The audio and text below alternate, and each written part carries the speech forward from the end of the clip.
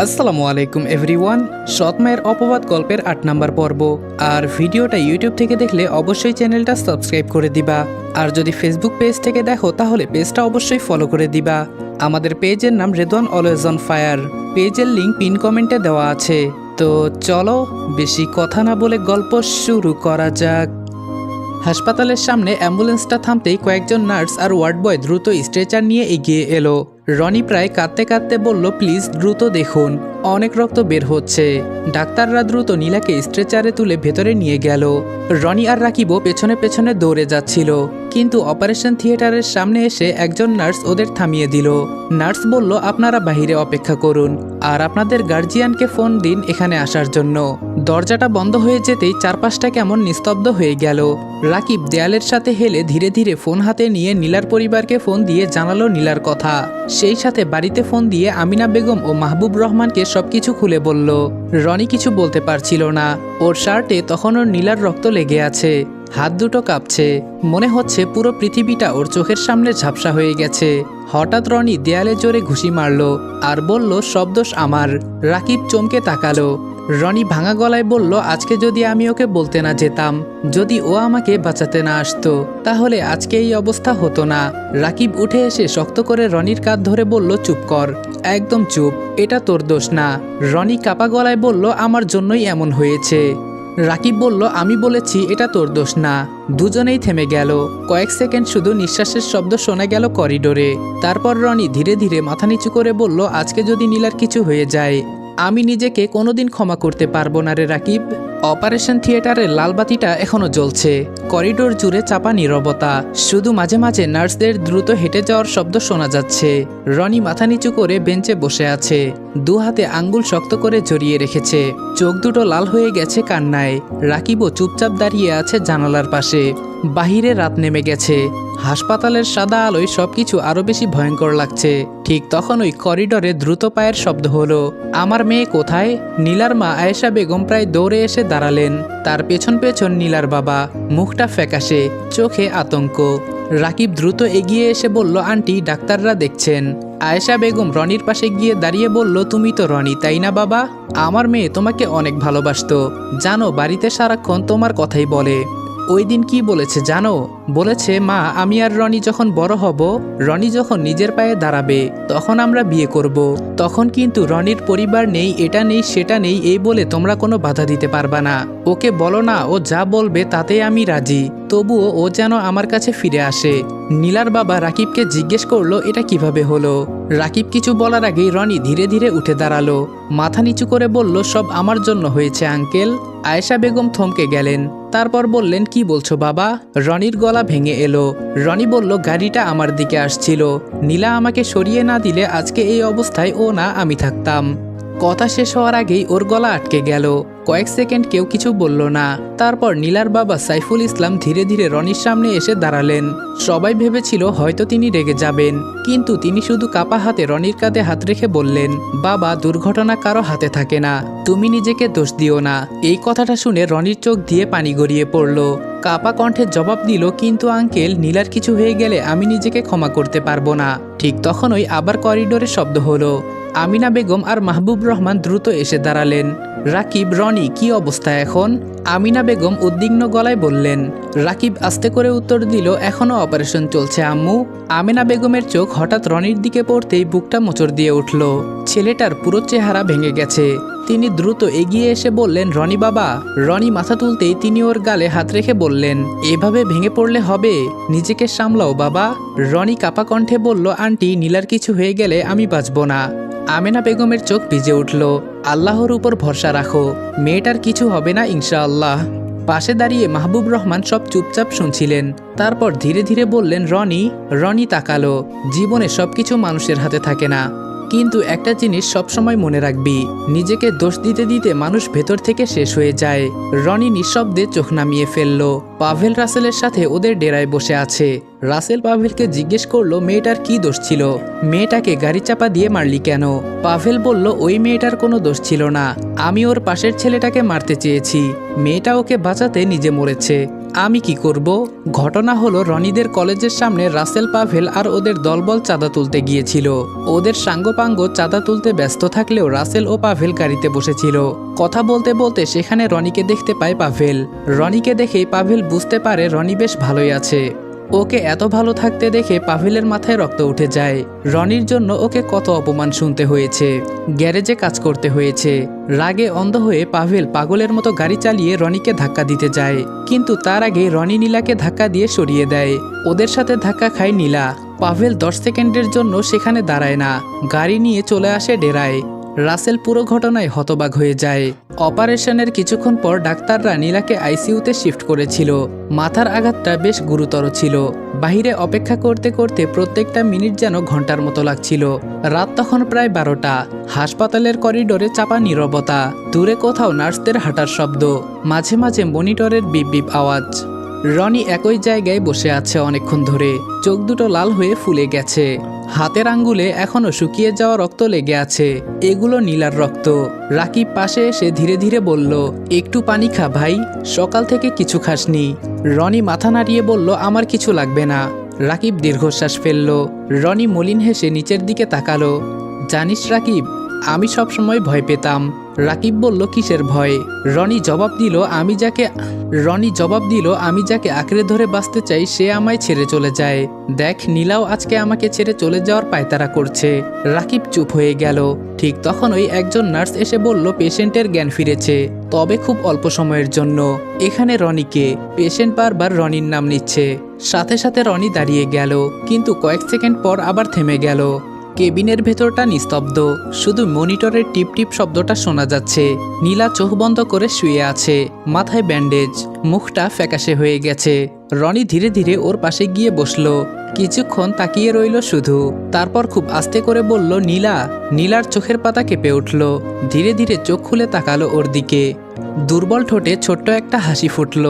রনি শক্ত করে নীলার হাত ধরে বসে আছে, যেন হাত ছেড়ে দিলে মেয়েটা হারিয়ে যাবে। ঠিক তখন ওই নীলা খুব আস্তে করে বলল, রনি। রনির সাথে সাথে ঝুঁকে পড়ল। আমি আছি। কিছু লাগবে তোমার? পানি খাবা? ডাক্তারকে ডাকবো আমি? নীলা খুব ধীরে মাথা নাড়ালো। না, কিছু লাগবে না, তোমার সাথে আমি কথা বলতে চাই। রনির বুকটা কেঁপে উঠল। সে জোর করে হাসার চেষ্টা করে বলল, এসব কথা পরে হবে, আগে তুমি সুস্থ হও, তারপর সারা রাত গল্প করব, ঠিক আছে? নীলা দুর্বল হেসে ফিসফিস করে বলল, আমার মনে হয় সময় বেশি নেই। রনি প্রায় কেঁদে উঠল। রনি কান্না করে দিয়ে বলল, চুপ, এমন কথা আর একবারও বলবে না। নীলা কষ্ট করে হাতটা একটু শক্ত করলো। প্লিজ, আজকে আমাকে থামিও না। রনি নিঃশব্দে মাথা নিচু করলো, চোখ থেকে টপ টপ করে পানি পড়ছে। নীলা ধীরে ধীরে বলতে লাগলো, জানো, আমি সবসময় ভয় পেতাম তুমি যদি কোনোদিন আমাকে ছেড়ে চলে যাও। রনি কাঁপা গলায় বলল, আমি কোথাও যাচ্ছি না, আমি এখানেই আছি। নীলা মলিন হেসে বলল, কিন্তু আজকে মনে হচ্ছে আমাকেই যেতে হবে। রনি এবার মাথা নিচু করে কাঁদতে লাগলো। না নীলা, প্লিজ আমাকে একা করে যেও না। নীলার চোখের কোণ ভিজে উঠল। তুমি জানো, আজকে যখন গাড়িটা তোমার দিকে আসছিল আমার একটুও ভয় লাগেনি, শুধু মনে হচ্ছিল তোমার কিছু যেন না হয়। রনি নীলার হাত কপালে ঠেকিয়ে ফুপিয়ে উঠে বলল, কেন করলে এমন? কেন? নীলা বলল, কারণ আমি তোমাকে খুব ভালোবাসি। কথাটা বলে নীলা কিছুক্ষণ চোখ বন্ধ করে রইল। নিঃশ্বাসটা আরো ভারী হয়ে উঠেছে। রনি আতঙ্কিত গলায় ডাক্তার ডাক্তার বলে চিৎকার করে উঠল, কিন্তু নীলা খুব আস্তে করে মাথা নাড়িয়ে বলল, না, আগে আমার কথা শুনো। রনি কান্না আটকে ওর দিকে ঝুঁকলো। নীলা ফিসফিস করে বলল, আমার একটা আফসোস ছিল, তুমি কোনোদিন আমাকে ভালোবাসো কিনা সেটা জানতে পারিনি। রনি কাঁদতে কাঁদতে বলল, আমি ভালোবাসি তোমাকে, অনেক ভালোবাসি, তুমি শুধু একবার সুস্থ হয়ে যাও। নীলার ঠোঁটে খুব ছোট্ট একটা হাসি ফুটল। এই কথাটাই শুনতে চেয়েছিলাম। মনিটরের শব্দ হঠাৎ একটু অস্বাভাবিক হয়ে উঠল। রনি এটা দেখে ভয় পেয়ে গেল। নীলা, আমার দিকে তাকাও, প্লিজ চোখ বন্ধ করো না, প্লিজ চোখ বন্ধ করো না পাখি। নীলা শেষবারের মতো কষ্ট করে চোখ খুলল। দৃষ্টিটা স্থির হয়ে রইল শুধু রনির মুখে। তারপর খুব আস্তে করে বলল, ভালোবাসি। শব্দটা মিলিয়ে যেতে হাতের চাপটা ধীরে ধীরে দুর্বল হয়ে গেল। মনিটরে টানা শব্দ ভেসে উঠল। রনির পুরো পৃথিবী যেন সেই মুহূর্তে থেমে গেছে। নীলা, কোনো সাড়া নেই। রনি আবারও ডাকলো, নীলা। কোনো সাড়া না পেয়ে রনি চিৎকার করে উঠল। রনির চিৎকারে পুরো কেবিন কেঁপে উঠেছে। বাহিরে দাঁড়িয়ে থাকা রাকিব দৌড়ে ভেতরে ঢুকতেই দেখল রনি নীলার নিথর হাত দুটো বুকের সাথে চেপে ধরে ভেঙে পড়েছে। কেবিনের ভেতর তখনও রনির কান্নার শব্দ প্রতিধ্বনি হচ্ছে। ডাক্তার আর নার্সরা দ্রুত ভেতরে ঢুকে পড়ল। একজন নার্স রনিকে সরানোর চেষ্টা করতেই রনি আরও শক্ত করে নীলার হাত আঁকড়ে ধরে বলল, না, ওকে কেউ ছুবেন না। নীলা আমাকে ছেড়ে যেতে পারে না। রাকিব ছুটে এসে রনিকে জড়িয়ে ধরল। নিজের চোখেও তখন পানি। রনি, শান্ত হ। রনি হঠাৎ চিৎকার করে উঠে বলল, কিভাবে শান্ত হব? ও তো একটু আগেও কথা বলছিল, আমাকে ভালোবাসে এটা বলল। তাহলে হঠাৎ কিভাবে আমাকে একা রেখে চলে যেতে পারলো? ভাই, তুই ওকে একবার ফিরে আসতে বল না। আমি যে ওকে ছাড়া বাঁচতে পারবো না। অনেকটা ভালোবাসি ওকে। ও আমাকে এভাবে রেখে চলে গেলে আমি কিভাবে বাঁচবো বল? ডাক্তার আস্তে করে মাথা নিচু করে বলল, উই আর সরি। আমরা চেষ্টা করেছি, কিন্তু অতিরিক্ত রক্তক্ষরণ আর মাথার আঘাতের কারণে ওকে বাঁচানো সম্ভব হয়নি। কথাটা শুনে বাহিরে দাঁড়িয়ে থাকা আয়েশা বেগম হাউমাউ করে কেঁদে উঠলেন। আমার মেয়েটা। সাইফুল ইসলাম স্তব্ধ হয়ে দেয়ালে হেলে দাঁড়িয়ে রইলেন। চোখ থেকে শুধু নীরবে পানি গড়িয়ে পড়ছে। আমেনা বেগম নিজের মুখে হাত চেপে কান্না আটকানোর চেষ্টা করছেন। মাহবুব রহমান গভীর দৃষ্টিতে রনির দিকে তাকিয়ে আছেন। রনি তখনও যেন বিশ্বাস করতে পারছে না। সে ধীরে ধীরে নীলার কপালে হাত রাখল। নীলার কপাল ঠান্ডা, একদম ঠান্ডা। রনির বুকের ভেতরটা হঠাৎ ফাঁকা হয়ে গেল। নীলা, ওঠো না। দেখো, আমিও তোমাকে অনেক ভালোবাসি। তুমি তো এই কথাটা শুনতে চেয়েছিলে, তাই না? এখন উঠে বলো না কিছু। কিন্তু কোনো উত্তর নেই। মনিটরের টানা শব্দটা প্রমাণ দিচ্ছে সবকিছুই শেষ। রাকিব আর সহ্য করতে না পেরে মুখ ফিরিয়ে বাহিরে চলে গেল। করিডোরে দাঁড়িয়ে দেয়ালে ঘুষি মারল সে। তার চোখেও তখন অসহায় জল। হাসপাতালের করিডোর জুড়ে তখন শুধু কান্নার শব্দ। সাদা কাপড়ে ঢেকে রাখা নীলার নিথর দেহটা ধীরে ধীরে কেবিন থেকে বের করে আনা হলো। আয়েশা বেগম মেয়ের মুখের ওপর ঝাঁপিয়ে পড়ে কাঁদতে কাঁদতে বললেন, নীলামা, একবার চোখ খোল। দেখ, তোর মা এসেছে। নার্সরা কষ্ট করে তাকে সরানোর চেষ্টা করছে, কিন্তু একজন মায়ের বুক ফাটা কান্না থামানোর ক্ষমতা যেন কারো নেই। সাইফুল ইসলাম নিঃশব্দে দাঁড়িয়েছিলেন। চোখের পানি মুছতেও ভুলে গেছেন।